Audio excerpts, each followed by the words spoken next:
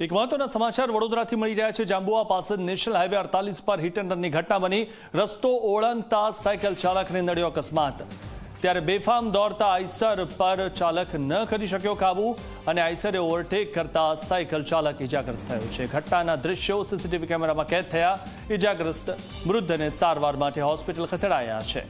ત્યારે બેફામ જે આઈસર ચાલક હતો તે કાબુ ન કરી શક્યો। આ વિશે વધુ માહિતી મેળવી અમારા સંવાદદાતા જયંતિ પાસેથી। જયંતિ, જે રીતે આ અકસ્માત સર્જાયો છે, શું હતું માહિતી?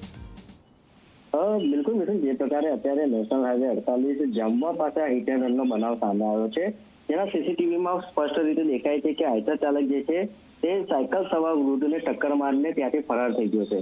મહત્વની વાત એક છે કે આ જે સીસીટીવી સામે આવે છે તે અગાઉ પણ આ જ જગ્યા પર એટલે કે આ સ્પોટ ઉપર અનેક એવા અકસ્માતો સર્જાઈ ચૂક્યા છે, જેમાં અનેક લોકોના જીવ પણ ગયા છે। છતાં પણ હજુ તંત્ર જે છે તે કયા મુદ્દાની રાહ જોઈને બેઠું છે કે કોઈ પણ પ્રકાર અહીંયા પગલાં નથી લઈ રહ્યું। અહીંયા આગળ આ એક્સિડન્ટ જે થયું છે તે જગ્યા પર અગાઉ પણ 7 થી વધુ વાર અહીંયા આ પ્રકારના અકસ્માતો સર્જાઈ ચૂક્યા છે।